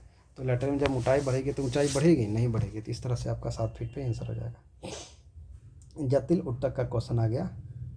तो आपका कम्प्लेक्स टिश्यू किससे बना होता है? तो कम्प्लेक्स टिश्यू जो होता है वो भिन्न भिन्न कार्य करने वाली विभिन्न प्रकार की कोशिकाओं से बनती है।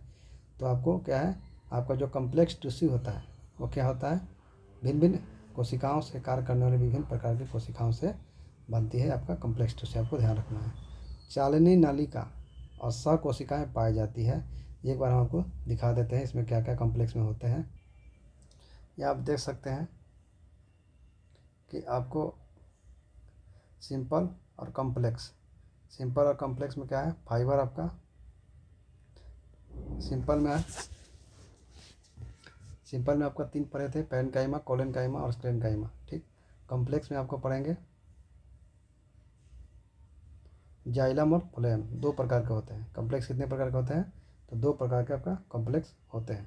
तो 2 प्रकार में आपको कम्प्लेक्स सिंपल यानी कम्प्लेक्स में आपको 2 मिल गए, फ्लोएम और आपका जाइलम। तो फ्लोएम में कितने पाए जाते हैं? आपका tracheids, vessels, xylem parenchyma, xylem fibre, और इसमें ट्यूब्स पाए जाते हैं, कंपेनियन सेल्स पाया जाता है, फ्लोएम पैरेन्काइमा और फ्लोएम फाइबर्स पाए जाते हैं। तो इस तरह से आपको क्वेश्चन एग्जाम में पूछे जाते हैं। तो चालनी नालिका असा कोशिकाएं आपको ध्यान रखना है किसमें पाया जाता है, ये फ्लोएम ऊतक में पाए जाते हैं। जाइलम और फ्लोएम का निर्माण कितने तत्वों से होता है? तो दोनों जो है आपको 4-4 तत्वों से पढ़े कि आपको 4-4 तत्वों से होता है। अगर आपका फ्लोएम में बात करें तो आपका हो गया चालिका नालिकाएं, सहकोशिका और आपका फ्लोएम तंतु, और एक प्रकार का फ्लोएम, 4 प्रकार के होते हैं। और उसी तरह से आपका जाइलम में भी 4 प्रकार के होते हैं। जाइलम में आपका कौन कौन से होता है? वाहिनिकाएं, वाहिकाएं, जाइलम तंतु और आपका जाइलम फाइबर। ठीक, ये आपका 4 प्रकार के होते हैं। समान ऊतक का निर्माण किससे होता है? समान ऊतक का निर्माण आपको बताया था कि पास भाग विभाजन से होता है। कौन सा जाइलम तत्व नहीं है या जाइलम तत्व नहीं है? आपको बताया जाइलम में कितना था, 4। कौन कौन से? पैकेट्स बोलते हैं। उसके बाद ये आपका क्या है, फ्लोएम का है, ये वेसल्स हो गया, वुड फाइबर्स हो गया, ये तीनों क्या है, आपको यही आपको ध्यान रखना है कि जाइलम से कौन कौन से तत्व पाए जाते हैं। आपको थ्योरी में करवाएंगे, अगर आपको कुछ थ्योरी करना है तो एक बार कमेंट में ज़रूर लिखिएगा कि सर थ्योरी करवा दीजिए, तो थ्योरी आपको हम करवा देंगे। फ्लोएम का एक परिपक्व चालनी नालिका वाहिकाएँ से भिन्न होती है। अगर फ्लोएम का एक परिपक्व चालनी नालिकाएँ वाहिकाएँ से क्या है, भिन्न होती है, उसका कारण क्या है? तो क्रियात्मक केंद्रक के अभाव के कारण क्या होता है, भिन्न होता है फ्लोएम का एक परिपक्व चालनी नालिका। जाइलम का कौन सा तत्व जो है जाइलम का कौन सा तत्व जल और खनिज लवण का परिवहन का काम करती है? तो अगर जाइलम में बात करें तो जाइलम में जो है आपको खनिज लवण का क्या है, परिवहन की बात कर रहा है, तो ये होते हैं खनिज लवण का परिवहन आपका वाहिकाएं करती है। जाइलम का कौन सा तत्व जीवित कोशिकाओं का बना होता है? तो देखिए जाइलम में जो है सिर्फ एक कोशिका जो है जीवित कोशिका का बना होता है, चार में से सिर्फ तीन क्या होते हैं, मरे होते हैं। तो यहाँ पर देखिए चारों दिया हुआ जाइलम का याद रख सकते हैं। तो जाइलम मृत्युतक होता है, ये सिर्फ क्या होते हैं, जीवित होते हैं। उसके अलावा जितने भी होते हैं क्या होते हैं आपका मृत होते हैं।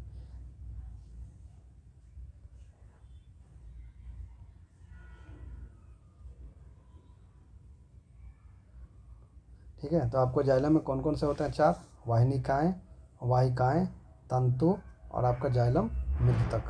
तो आपको क्या करना है, याद रखना है। ठीक,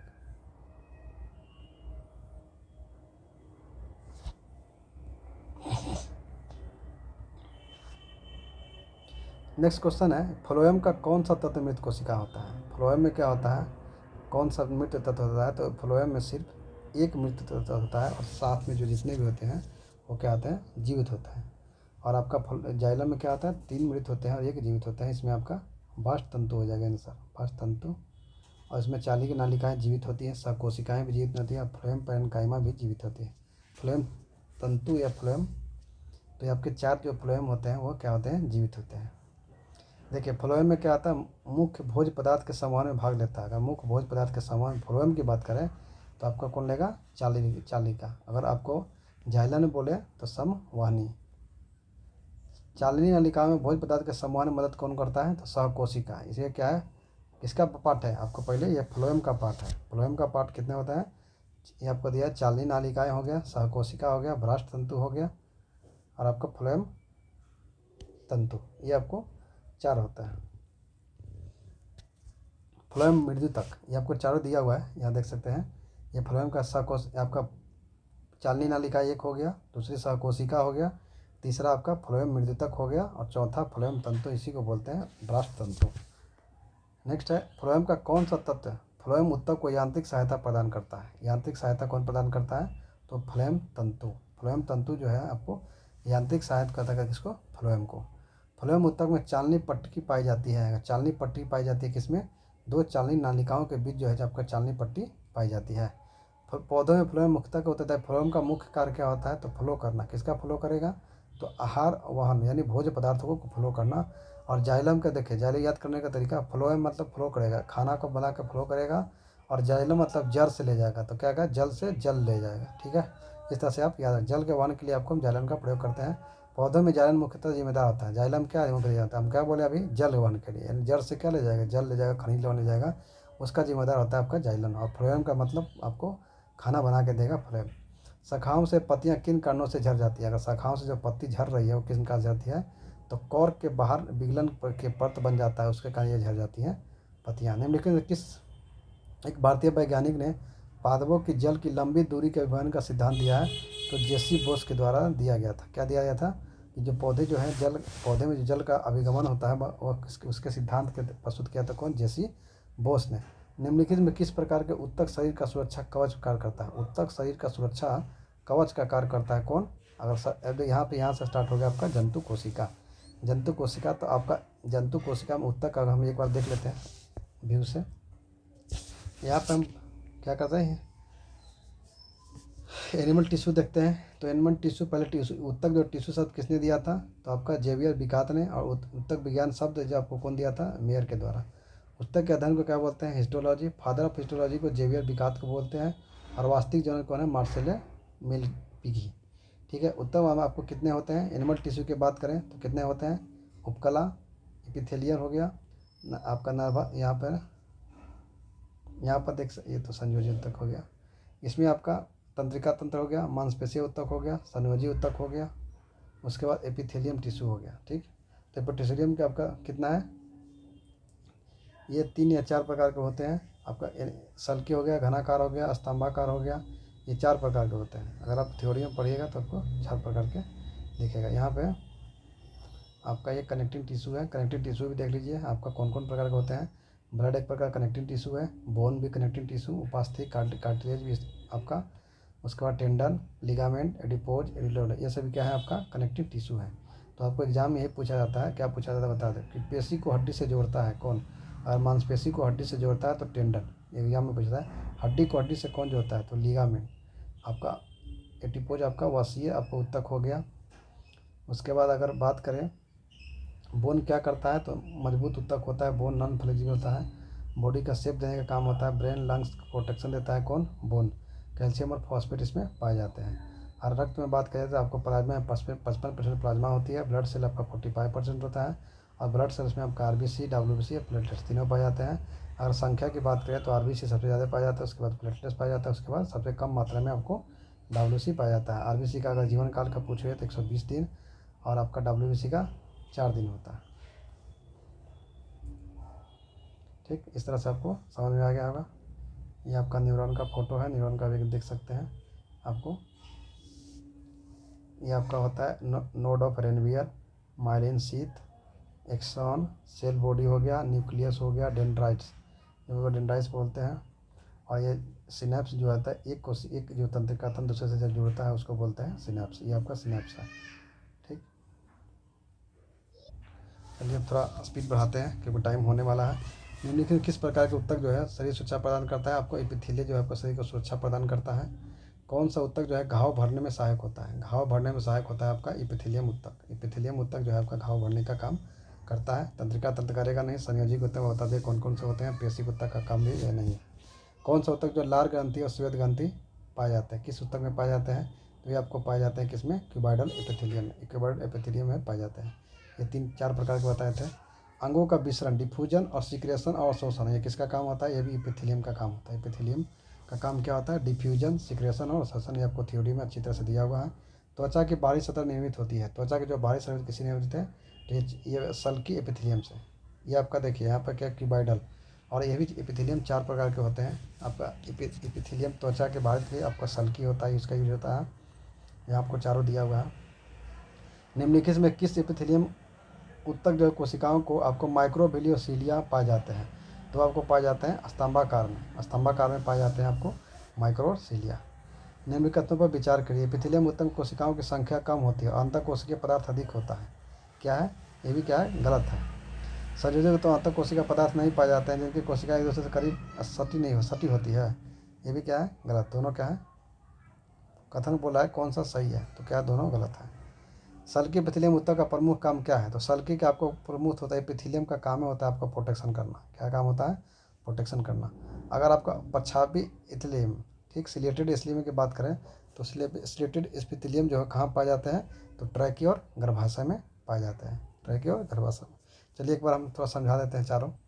देखिए यहाँ पे जो आपको यहाँ पे एनिमल टिश्यू 4 प्रकार के थे, एपिथेलियम, कनेक्टिव, मस्कुलर और आपका नर्वस।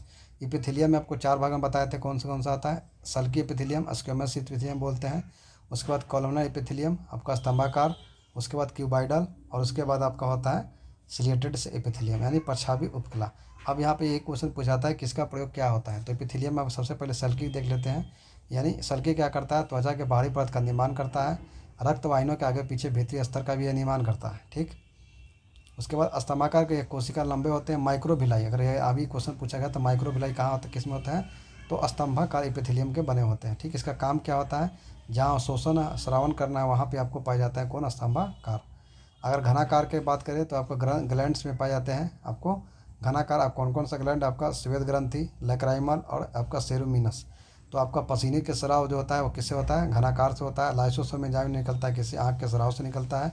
ये एक विशेष प्रकार का एंजाइम है कौन, एग्जाम में पूछा है लाइसोसोम एंजाइम कहाँ से निकलता है, एंजाइम तो आपको लैक्राइमल ग्रंथि से निकलता है, जो क्या करता है एंजाइम को क्या बोलते हैं, सूक्ष्म जीवों को नष्ट करता है। सेरुमिनस ग्रंथि जो है आपका मोम की तरह जो कान में पाया जाता है वही होता है आपका। सीबम ग्रंथि जो है आपका तैलीय पदार्थ जो आपका बॉडी से निकलता है उसको सीबम कहते हैं। ये त्वचा और बालों को चिकनाहट और जल रोधी बनाए रखना काम करता है। तो ये किसका प्रकार है, तो आपको क्यूबाइडल का। तो आपको इस तरह से आपको ध्यान रखना है कि क्यूबाइडल का कौन कौन सा प्रकार है और कौन सा आपका क्या उसका काम है। अगर सिलेटेड के एपिथेलियम की बात करें तो लंबी होती है, इसमें सीलिया पाया जाता है। ये आपको 2 चीज़ याद रखना है कि आपको अंडवाहिनी और अंडवाहिनी गर्भाशय में पाए जाते हैं, तो ये आपको सिलेटेड है। ठीक, सिलिया की गति प्रदान करना, ये उत्तक अंग ऊतक अंगों द्वारा स्रावित पदार्थ को सिलिया के द्वारा गति प्रदान करता है और पदार्थों को एक ही दिशा में जाने में मदद करता है। ये आपका हो गया एपिथेलियम टिश्यू का। अभी हमसे क्वेश्चन सोल्व करते हैं ताकि आपको समझ में आ जाएगा। यानी कौन सा ऊतक त्वचा और मांसपेशी, देखिए त्वचा और मांसपेशियों को क्या करता है, जोड़ने का काम करता है। तो ये अब देखिए आपका कनेक्टिंग टिश्यू का आ गया। ये एरियोलर जो है आपके त्वचा को जोड़ने का काम करता है, किसमें, त्वचा और मांसपेशी को जोड़ने का काम करता है एरियोलर। ठीक। मोटापा निम्न से किसकी अधिकता कारण होती है, तो मोटापा आपको वसा उतारने के कारण होगा, ये तो आपको अभी पता है। निम्न कौन सा शरीर को गर्म रखने का काम करता है, तो आपको जो मोटा आदमी होता है उसको देखना ठंडी कम लगती है, तो वसामय ऊतक जो है आपको क्या है, आपको गर्म रखने का। ऊँट में जो कुब्बर होता है, ऊँट में क्या होता है, कुब्बर, वह वसामय ऊतक का उदाहरण होता है। किसका उदाहरण होता है, वसामय ऊतक का। निम्नलिखित किस ऊतक में कोशिकाओं में वसा की बूंदें भरी रहती है, वसा के में बूंदें जो है आपका वसा संयोजी ऊतक यानी एडिपोज ऊतक में जो है आपका वसा की बूंदें भरी रहती है। निम्नलिखित ऊतक कौन है, तो आपका रुधिर भी क्या एक प्रकार का ऊतक, रुधिर क्या एक प्रकार का ऊतक है, कनेक्टिंग टिश्यू है रुधिर, और ये सब क्या है, आपका अंग है। निम्नलिखित में कौन सा एक ऊतक का उदाहरण है, तो आपका लासिका भी क्या है, आपका लिम्फ भी है एक प्रकार का ऊतक का उदाहरण है। ऊतक का उदाहरण आपका कनेक्टिंग टिश्यू में पढ़ लिए थे, ब्लड हो गया, लिगामेंट हो गया, टेंडन हो गया, सभी का एक प्रकार का ऊतक है। संयोजी ऊतक कौन सा है, तो संयोजी आपको पूछता है कौन सा, अस्थि भी संयोजी ऊतक है, लिगामेंट भी, उपास्थि भी, ब्लड भी, लसिका भी, रुधिर भी, ये सभी क्या है, एडिपोज ऊतक, ये भी क्या है आपके एडिपोज। ये आपका अस्थि कनेक्टिंग टिश्यू में अस्थि हो गया, लिगामेंट हो गया, उपास्थि हो गया, लसिका हो गया, रुधिर हो गया, ये सब कभी है संयोजी ऊतक। आपको एग्जाम्पल में देखिए यही दे देगा, इनमें से कौन संयोजी ऊतक का उदाहरण है, आपको रुधिर देगा, मस्तिष्क देगा, यकृत दे देगा, आमाशय दे देगा, तो क्या कर मानना है आपको, रुधिर मानना है, एक प्रकार का कनेक्टिंग टिश्यू है। निम्नलिखित कौन सा शरीर को गर्म रखने में काम करता है, गर्म रखने में तो आपको पता है वसामय ऊतक ही गर्म रख सकता है। व्हाइट फाइबर्स और पीला तंतु जो है पाए जाते हैं, किसमें बांधते हैं, एरियोलर ऊतक में पाए जाते हैं। किसमें पाए जाते हैं, व्हाइट फाइबर और येलो फाइबर। ठीक। कॉन्ड्रिन नामक प्रोटीन कहाँ पाए जाते हैं, अगर कॉन्ड्रिन नामक प्रोटीन की बात करें, कॉन्ड्रिन नामक प्रोटीन जो है आपका उपास्थि में पाया जाता है, और ओसिन नामक प्रोटीन जो है आपको अस्थि में पाया जाता है। ओसिन अस्थिन और कॉन्ड्रिन उपास्थि, ओसिन अस्थिन और आपका कॉन्ड्रिन उपास्थि में पाया जाता है। टेंडन का निर्माण किससे होता है, तो टेंडर का जो निर्माण होता है वह श्वेत तंतुमय ऊतक से होता है। ये भी प्रकार टेंडर के ऊतक है जो श्वेतमय तंतु में। और अगर पीला से बात करें तो पीला से होता है लिगामेंट, और श्वेत से होता है टेंडन। आपको यहाँ याद रखना है, कॉन्ड्रिन नामक प्रोटीन कहाँ पाया जाता है, उपास्थि में पाया जाता है। आपका ओसिन प्रोटीन कहाँ से पाया जाता है, आपको अस्थि में पाया जाता है। श्वेत से बनता है टेंडन, और पीला में से बनता है लिगामेंट। लिगामेंट का निर्माण के हाथ किससे होता है, तो आपका पीला में से होता है, अभी बताएं।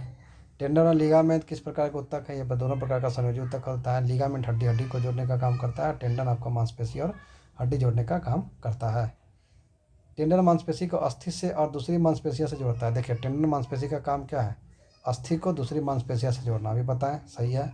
लिगामेंट क्या करता है, लिगामेंट क्या करता है, हड्डी हड्डी को जोड़ता है, ये भी क्या है, सही है। यानी दोनों क्या है, सही है। ठीक, दोनों क्या हो जाएंगे, सही हो जाएंगे। नेक्स्ट क्वेश्चन है, सेबियम ग्रंथि जो है कहाँ पाई जाती है, सेबियम ग्रंथि जो है कहाँ पाई जाती है, तो आपको त्वचा के डर्मिस में, स्तनियों के त्वचा के डर्मिस में पाई जाती है सेबियम ग्रंथि, जो आपका पसीना निकलता है।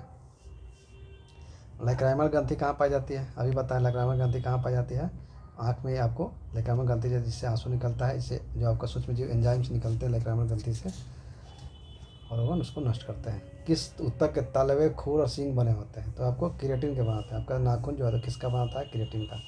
ऑस्टियोब्लास्ट नामक कोशिका उपस्थित होता है, तो ऑस्टियोब्लास्ट नामक कोशिका जो है कहाँ उपस्थित होता है, उपास्थि में। आपको ध्यान रखना है कहाँ, उपास्थि में होता है ऑस्टियोब्लास्ट नामक कोशिका। और कॉन्ड्रियोब्लास्ट कहाँ होता है, तो अस्थि में। कॉन्ड्रियोब्लास्ट अस्थि यानी केसिन प्रोटीन और आपका ओसिन प्रोटीन, दो प्रोटीन था ना। मास्ट कोशिकाएं पाई जाती है, मास्ट कोशिकाएं कहाँ पाई जाती हैं, तो आपको संयोजी ऊतक में। यहाँ देखिए कॉन्ड्रियोब्लास्ट अस्थि में और ऑस्टियोब्लास्ट उपास्थि में। एरियोलर ऊतक के बनाए वाले निम्नलिखित में कोशिका में कौन रुधिर वाहिनियों को फैलाने के लिए, देखिए रुधिर वाहिनियों को फैलाना है उसके लिए क्या आता है, मास्ट कोशिकाएं से आपको स्रावित होती है कौन कौन प्रोटीन, तो हिस्टामिन। हिस्टामिन क्या करता है, आपके रुधिर वाहिनियों को फैलाता है। ठीक, आपके तीन प्रकार के होते हैं, हिस्टामिन, हिपेरिन, कार्बोहाइड्रेट्स होता है, और एक और प्रोटीन जो स्रावित होता है मास्ट कोशिकाएं से, जो आपके संकुचन में काम करता है, ये फैलाने का काम करता है हिस्टामिन, और एक संकुचन करने का भी काम करता है, और एक आपका है हिपेरिन जो आपको ब्लड को जगने नहीं देता है, वो कार्बोहाइड्रेट्स होता है। निम्नलिखित कौन प्लीहा, यकृत और अस्थि मज्जा में पाया जाता है, प्लीहा और यकृत और अस्थि मज्जा में पाया जाता है आपको जालवत संयोजी ऊतक यानी रेटिकुलर कनेक्टिव टिश्यू। मनुष्य की त्वचा सबसे मोटी होती है। सबसे मोटी की बात करें तो कहाँ पे होती है, तो हथेली पे होती है। कहाँ होती है, हथेली पे। मनुष्य की त्वचा सबसे पतली कहाँ होती है, तो पतली होती है अभी आँख के पलक पे। आँख की सबसे पतली होती है। वृद्धावस्था में जो त्वचा में झुर्रियापन पड़ता है वह किसके कारण पड़ता है, तो चर्म में वसा की कमी के कारण। जब वसा क्या होता है, ये आपका कम पड़ने लगता है बॉडी से, उसमें क्या होता है, आपका त्वचा में झुर्रियाँ पड़ने लगती है। नाभि रज्जु यानी उम्री में क्या होता है, तो ये आपका भ्रूणीय स्वयंजीव ऊतक है। नाभि रज्जु जो है क्या होता है, अम्बिलिकल कॉर्ड, ये आपका भ्रूणीय स्वयंजीव ऊतक है। हाइबरसियन तंत्र पाए जाते हैं, ये पाए जाते हैं आपको। हाइबरसियन तंत्र सिर्फ जो स्थानीय के अस्थियों में, ये आपको पहचानने के एक प्रकार का तरीका है कि अगर आपके इसमें हाइबरसियन तंत्र पाया जा रहा है तो वो क्या है, अस्थनि का हड्डी है, उससे पहचान सकते हैं। तो ये पूछेगा कि हाइबरसियन तंत्र किसमें पाया जाता है, तो सिर्फ अस्थनियों के हड्डी में ही पाए जाते हैं। आपका हिस्टामिन क्या है, हिस्टामिन एक प्रकार का प्रोटीन है। तो हिस्टामिन जो भाग लेती है किसमें, एलर्जी प्रतिक्रिया में ये भाग लेती है। ये किससे स्रावित होते हैं, मस्ट कोशिकाओं से स्रावित होती है। कोलेजन फाइबर जो है शरीर में पाया जाने वाला क्या है, प्रोटीन है। कुल प्रोटीन का कितना होता है, 1/3 भाग होता है। कितना होता है, 1/3 भाग।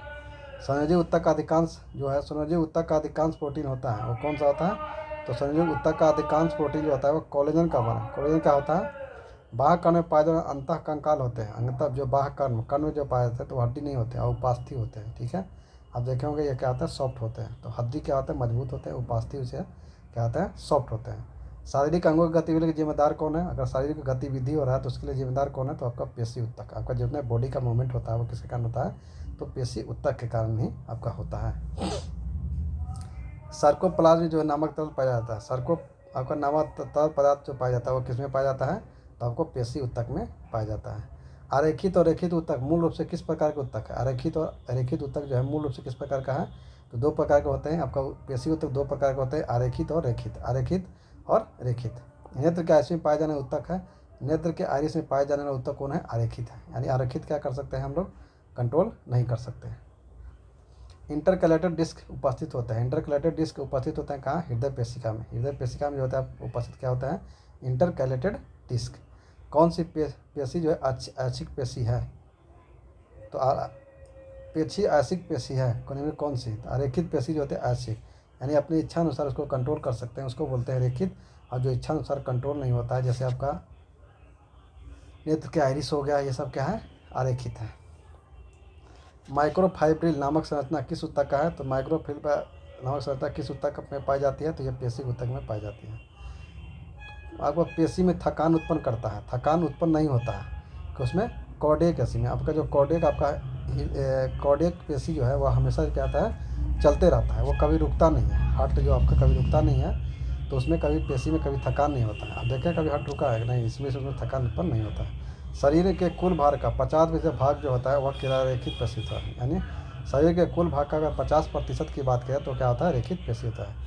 संवेदना का चालन शरीर के एक भाग से दूसरे भाग में होता है, वो किसके, अगर संवेदना यानी आपके बॉडी में सेंसेशन जो होता है, जैसे आपका पैर में कांटा गरा तो आपके दिमाग को सेंसेशन जाता है, वो किस ऊतक के द्वारा जाता है, वह तंत्रिका तंत्र ऊतक के द्वारा जाता है। तंत्रिका तंत्र की ऊतक की इकाई क्या होती है, तो तंत्रिका तंत्र की ऊतक की इकाई न्यूरॉन होती है। आपका ये वेरी इंपॉर्टेंट क्वेश्चन है, आपको ध्यान रखना है कि तंत्रिका तंत्र की इकाई जो होती है वो क्या होती है, न्यूरॉन होती है। मनुष्य की सबसे लंबी कोशिका कौन होती है, अगर मनुष्य की सबसे लंबी कोशिका बोलते हैं तंत्रिका तंत्र कोशिका होती है। जन्म के बाद मानव के किस ऊतक में कोई विभाजन नहीं होता है, तंत्रिका तंत्र में जो है कोई विभाजन नहीं होता है। तंत्रिका तंत्र में क्या होता है, कोई विभाजन नहीं होता है, तो आपको ध्यान रखना है। न्यूरॉन के जैसे बोलते हैं लकवा मार दिया, तो आपका क्या होगा, वहाँ के नस जो है उसको काम करना बंद कर दिया, यानी तंत्रिका तंत्र क्या है वहाँ से फेल हो गया। इससे क्या होगा कि आपके मस्तिष्क की सूचना नहीं जाता है। न्यूरॉन के डेंड्रान से निकलने में पतली जो शाखी न्यूरॉन के जो है डेंड्रॉन से जो पतली शाखा निकलती हैं उसको बोलते हैं डेंड्राइट्स। क्या बोलते हैं, डेंड्राइट्स। रेनवियर के नोड कहाँ पाए जाते हैं, तो रेनवियर के नोड आपको दिखाए होंगे, मैप में बताए होंगे, तो आपको तंत्रिका तंत्र में पाया जाता है। 2 न्यूरॉन के जोड़ को क्या बोलते हैं, आपको ये भी बताए थे, 2 न्यूरॉन जोड़ने का जो होता है सिनेप्स के द्वारा जोड़ता है। और न्यूरॉन कोशिका में संवेदना का संचार कैसे होता है, तो न्यूरॉन के एक एक्सॉन से दूसरे न्यूरॉन के डेंड्राइट से होता है। ठीक है, आपको ध्यान रखना है किससे होता है, तो एक न्यूरॉन के एक्सॉन से जो होता है दूसरे न्यूरॉन के डेंड्राइट से होता है। इस तरह से आपका कोशिका का जो संवेदना का संचार आपके मस्तिष्क से पहुंचता है, तो एक न्यूरॉन के एक्सॉन से दूसरे न्यूरॉन के डेंड्राइट में। ठीक, बायोप्सी क्या होता है? तो परीक्षण के लिए ऊतक शरीर को अलग करना। बायोप्सी क्या होता है? तो बायोप्सी परीक्षण के लिए, जब आपका कैंसर से होता है तो उसमें बायोप्सी टेस्ट होता है, उसमें क्या करता है, ऊतक को शरीर से अलग कर जाता है परीक्षण के लिए, उसको बोलते हैं बायोप्सी। इस तरह से आपका सेकंड चैप्टर आज कंप्लीट हो गया है। अगर आपको वीडियो अच्छा लगता है तो लाइक सब्सक्राइब शेयर जरूर कीजिएगा। अगर आपको थ्योरी का भी एक क्विक रिवीजन के तौर पे आपको क्लास चाहिए, ये समझिए आपको एक क्विक रिवीजन के तौर पे है। आपको कोई ज़्यादा हम डिग्री या कोई कॉन्सेप्ट बेस्ड नहीं पढ़ाए हैं, लेकिन आपको क्या है, सिर्फ आपको एक क्विक रिवीजन पे एग्जाम से पहले कि 1 घंटा में आपका पूरे चैप्टर, इस तरह से 10 घंटे में आप पूरा बायोलॉजी अच्छी तरह से कवर कर लेंगे। इस तरह से आज के लिए इतना ही। तब तक के लिए धन्यवाद। जय हिंद, जय भारत।